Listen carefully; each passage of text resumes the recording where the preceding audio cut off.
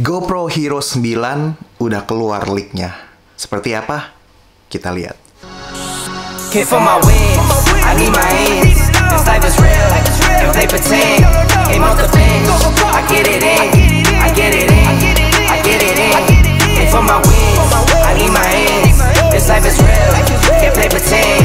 Came off the bench, I get it in, I get it in, I get it in. Oke guys, selamat datang kembali ke channel Mark Angel. Jadi hari ini gue mau ngebahas tentang GoPro Hero 9. Itu adalah GoPro yang baru yang akan dirilis rencananya tahun ini. Namun saya juga nggak tahu dengan pandemi ini mereka masih bisa on time apa enggak gitu. Tapi tentunya GoPro Hero 9 ini kalau dari spesifikasi dia sangat mirip dengan GoPro Hero 8 dengan banyak feature yang di-improve gitu dari Hero 8. Nah, kita lihat spesifikasinya. Pertama, GoPro Hero 9 memiliki resolusi 5K, ya kan? Habis itu dia juga bisa record 4K di 60.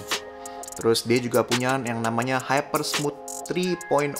Wah, itu keren juga tuh. Hypersmooth 1.0 di GoPro Hero 7 udah keren. Habis itu mereka improve Hypersmooth 2.0 di GoPro Hero 8. Itu juga keren, katanya udah gimbal like.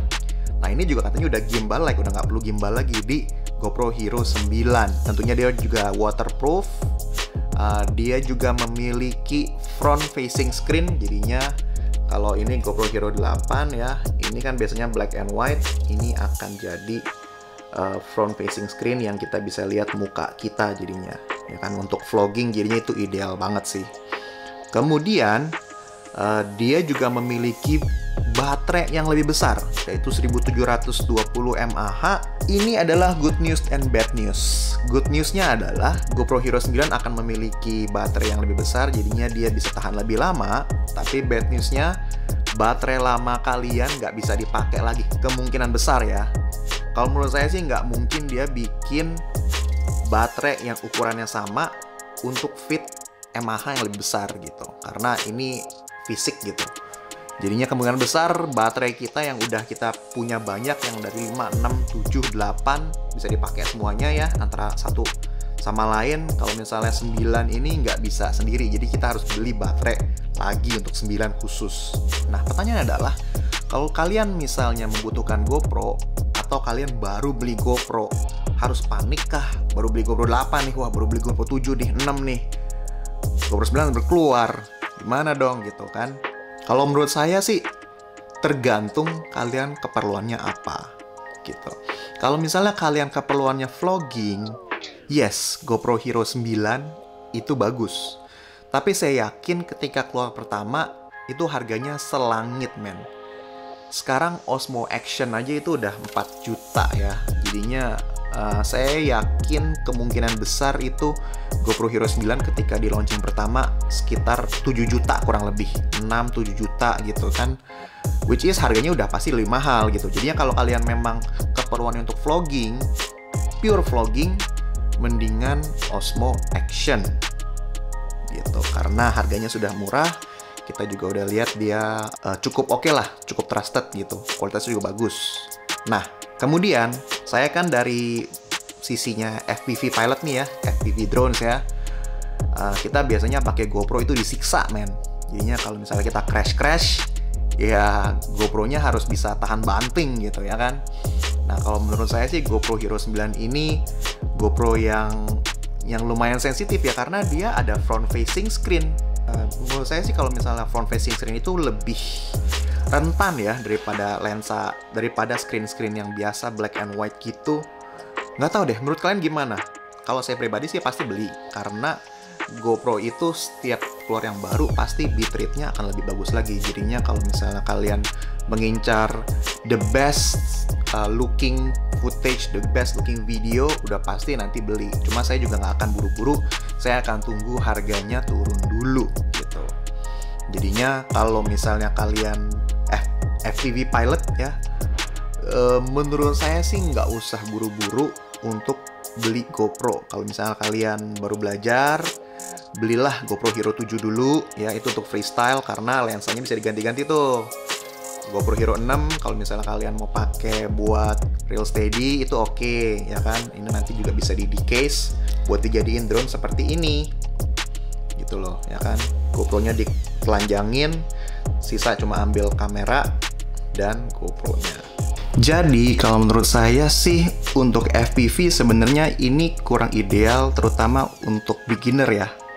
Jadi kalau kalian udah confident banget dengan skill kalian, GoPro Hero 9 itu oke.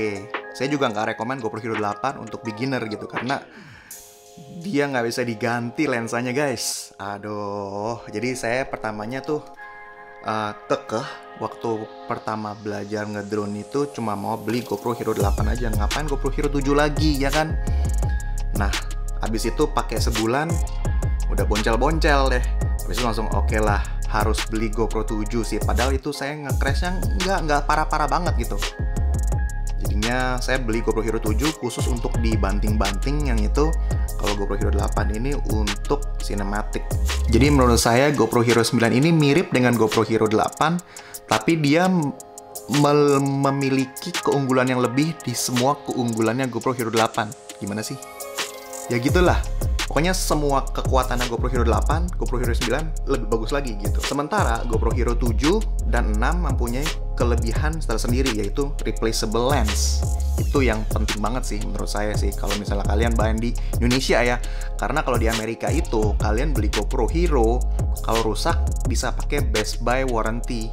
Cuma bayar $50 ke Best Buy, digantiin GoPro yang baru.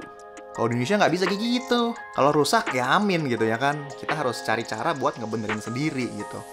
Jadinya ini nggak gitu ideal sih buat FPV pilots, kecuali kalian main cinematic dan skillnya udah oke gitu. Ya jadinya menurut saya GoPro Hero 9 ini tergantung kalian penggunaannya untuk apa. Kalau misalnya untuk vlogging, yes itu bagus, tapi menurut saya sih Osmo Action juga udah oke sih. Kecuali kalau kalian memang maunya tuh gimana ya, bingung ya kalau misalnya lagi main maunya pakai satu buat ngevlog juga, satu buat main di drone, atau kalian tunggu harganya supaya turun dulu, karena saya yakin ini harganya pasti mahal banget nih awal-awal kalau untuk vlogger ya. Kalau untuk cinematographer profesional pastinya butuh cepat, karena kalian kan maunya dapetin the best image possible ya untuk diambil gambar gitu. Tapi kalau misalnya kita yang hobi-hobi ya, punya 8, udah punya 7, nyantai aja, tunggu aja sampai harganya turunan dikit ya, sambil mengasah skill supaya nggak di crash, baru kita beli gitu.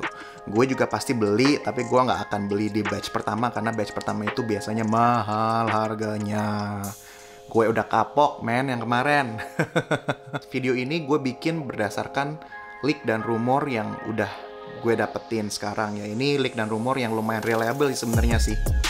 Ya kan, kalau mengikuti timelinenya GoPro, setiap tahun itu dia akan launch di sekitar Oktober-November lah untuk new lineup of GoPro-nya. Conclusion seperti itu guys. Apakah saya salah atau saya benar? Menurut kalian gimana?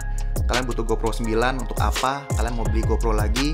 Kalian mau beli GoPro yang mana nih sekarang nih jadinya nih dengan informasi seperti ini? Oh ya, tentunya GoPro Hero 9 integrasi dengan RS Go pastinya lebih bagus, karena GoPro baru beli RS Go di tahun setelah GoPro Hero 8 dirilis. Jadinya tentunya mereka akan bikin gyro yang gimana lah supaya RS Go-nya ini bisa seamless lagi untuk dapat stabilisasi yang bagus gitu. Saya belum lihat Hypersmooth 3.0 itu seperti apa. Kalau misalnya kayak RS Go sih keren banget sih. Udah integrasi gitu, nggak perlu di post pro lagi gitu, rempong sih kalau di post pro lagi sih sekarang. Oke guys, jadi sampai sini aja update untuk GoPro Hero 9. Kalau misalnya ada update lagi mungkin saya akan share ke teman-teman. Let me know menurut kalian bagaimana untuk FPV, bagaimana untuk vlog, bagaimana, apa kalian perlu mengupgrade ke GoPro Hero 9 atau stay dengan GoPro yang sekarang kalian ada. Oke guys, thank you guys for watching. Jangan lupa klik like, comment, subscribe. Bye-bye. Came for my wins, I need my ends. This life is real, if they pretend. Aim off the bench, I get it in, I get it in.